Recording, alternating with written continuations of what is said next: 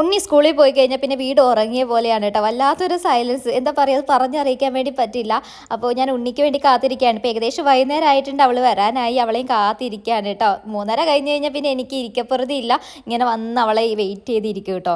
ഇന്ന് സംക്രമമായിരുന്നു, ഞാൻ അമ്പലത്തിൽ പോയിട്ടുണ്ടായിരുന്നതാണ്. ഞാൻ ഇന്ന് സാരിയൊക്കെ എടുത്തിരിക്കുന്നത് അവൾ വന്നിട്ട് ഇത് മാറ്റാമെന്ന് കരുതി. അവൾക്ക് ഇഷ്ടമാണ് കേട്ടോ ഞാനിങ്ങനെ സാരി എടുത്ത് അവളെ കാത്തിരിക്കുന്നതൊക്കെ. ഇങ്ങനെയുള്ള നിമിഷങ്ങളൊക്കെ ഞാൻ ഒരു കാലത്ത് ഭയങ്കരമായിട്ട് ആഗ്രഹിച്ചിരുന്നു. മോള് വരുന്നത് നോക്കി ഇങ്ങനെ ഗേറ്റിന് മുമ്പിൽ പോയി അവളെ കാത്ത് നിൽക്കണം എന്നൊക്കെ. അങ്ങനെ ഒരു മൊമെന്റ് ലൈഫിൽ മുൻപ് ഉണ്ടായിട്ടില്ല. ഇപ്പം ഞാനത് അനുഭവിക്കാൻ തുടങ്ങിയപ്പോൾ എനിക്കത് ഭയങ്കര പെയിൻഫുൾ ആയിട്ട് തോന്നുന്നുണ്ട് കേട്ടോ.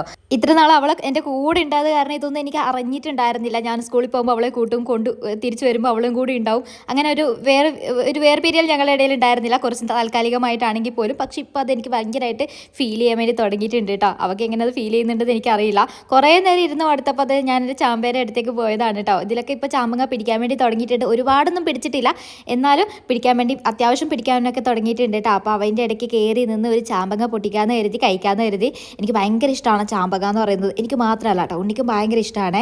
സപ്പോർട്ടയുടെ അടുത്തേക്ക് വരുമ്പോഴത്തേനും അതിൽ കുറേ സപ്പോർട്ട പിടിച്ചിട്ടുണ്ട്. പക്ഷേ പഴയ അത്ര സൈസിലൊന്നും ഇല്ല കേട്ടോ, കാരണം നമ്മളൊന്നും ഉണ്ടായിരുന്നില്ലല്ലോ. കഴിഞ്ഞ പ്രാവശ്യം പോകുമ്പോൾ ഞാൻ വളമൊക്കെ ചെയ്തിട്ട് പോയതാണെങ്കിൽ പോലും ഒരുപാടൊന്നും പിടിച്ചിട്ടില്ല.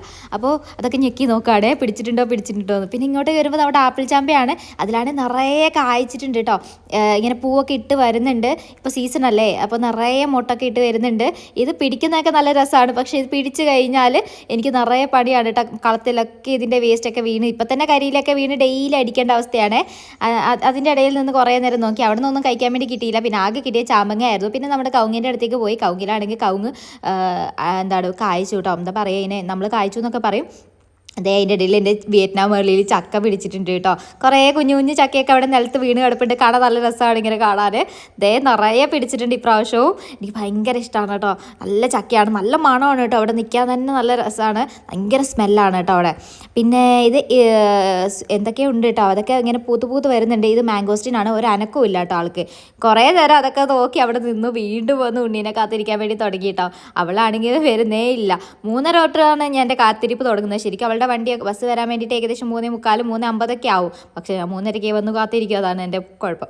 അവൾ വന്നു കഴിഞ്ഞാൽ പിന്നെ വീടൊന്നും ഉണരും കേട്ടോ. ശരിക്കും പറഞ്ഞാൽ കുട്ടികൾ ഇല്ലാതെ ഇരിക്കുമ്പോൾ വല്ലാത്തൊരു സൈലൻസ് ആണ് വീട്ടിൽ. അപ്പോൾ എന്തായാലും ഞാൻ ഉണ്ണീനെ കാത്തിരിക്കട്ടെ. അപ്പോൾ അത്രയേ ഉള്ളൂ. Until the next video, it's media signing off.